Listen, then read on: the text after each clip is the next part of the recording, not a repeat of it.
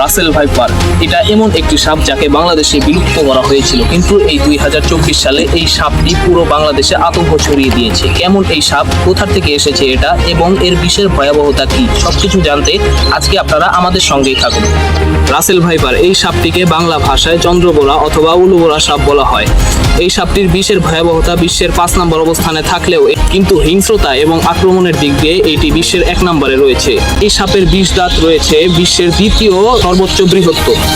Russell viper এই সাপটি লম্বায় প্রায় 4 থেকে 5 ফুট পর্যন্ত হয়ে থাকে এবং এর দাঁতের মধ্যে রয়েছে হেমোটক্সিক নামক একটি বিষ। এই বিষ মানুষকে শুধু কঠিন যন্ত্রণাই নয়, তার মাংস পচিয়ে এবং গলিয়ে দেওয়ার ক্ষমতা রাখে।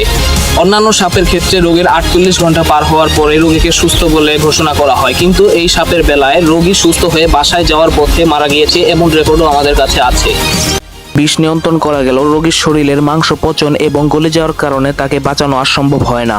বিশ্বের সবচেয়ে বিষধর সাপ যেটার নাম হচ্ছে ইনল্যান্ড তাইপান, এটা মূলত অস্ট্রেলিয়ায় পাওয়া যায়। LD50 যার মাপ এসেছে 0.025।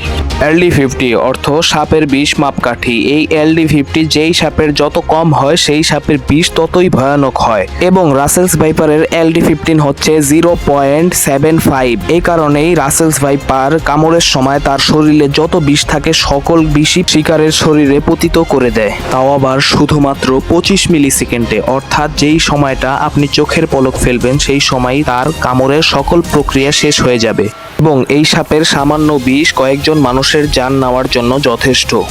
এখন প্রশ্ন হচ্ছে এই সাপটি আসলো কোথা থেকে? বিশেষজ্ঞদের মতে ইন্ডিয়ার থেকে বন্যার পানির কারণে পানার ভিতরে ভেসে ভেসে এই সাপটি বাংলাদেশে প্রবেশ করেছে। এই সাপটি বাসাবাড়ির আশেপাশের ঝোপে এবং ক্ষেতে থাকতে পছন্দ করেন। এর অন্যতম কারণ হচ্ছে ক্ষেতের মধ্যে যখন ফসল ফলানো হয় তখন সেখানে অনেক পোকামাকড় থাকে, সেই পোকামাকড়কে খেতে ইঁদুর এবং ব্যাঙ সেখান দিয়ে থাকে। এই ইঁদুর এবং ব্যাঙের জন্যই এই রাসেলস ভাইপার বিশেষ করে বাংলাদেশের ধান ক্ষেতের মধ্যে পাওয়া যায়। এই সাপগুলো এই ব্যাঙ অথবা ইঁদুর খেয়েই বেঁচে থাকেন। আরেকটা প্রশ্ন, বাসাবাড়ির কিনারের ঝোপে কেমন করে এই সাপটা পাওয়া যায়? এই প্রশ্নের উত্তর হচ্ছে এই রাসেলস ভাইপার সাপ যখন খেতে যায় তখন অন্য সব সাপের মতো কামড় দিয়েই শিকারকে খেয়ে ফেলে না, বরং তারা শিকারকে কামড় দিয়ে খুবই যন্ত্রণা দেয় এবং শিকার যখন যন্ত্রণা সহ্য করতে না পারে তার গর্তর দিকে দৌড় দেয়, তখন সাপ তার পিছু করে, কারণ সাপ তার পরিবার সহ খেতে ভালোবাসেন। এই কারণে সাপ তার পিছন পিছন তার গর্ত পর্যন্ত চলে যায়। অনেক সময় সাপ শিকারের পিছু করতে গিয়ে বাসাবাড়ির কিনারে চলে আসে।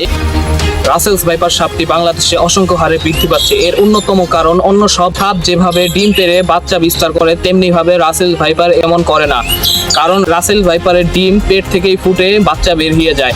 তারা একবারে 40 থেকে 90টি পর্যন্ত বাচ্চা দিতে পারে। এই কারণেই বাংলাদেশে রাসেল ভাইপারের এত বিস্তার হয়েছে।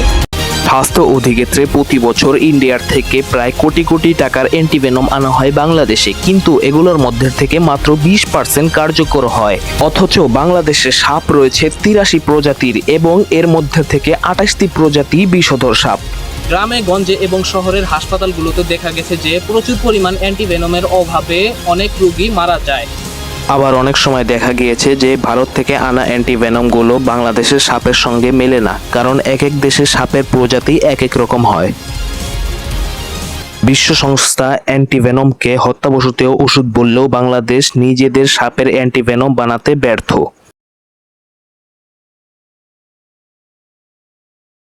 থাকলেও এর আক্রমণাত্মক এবং কামড়ের সময়ের এর বন্ধ করছে আবার না তাই কম নেই, তাই দেখি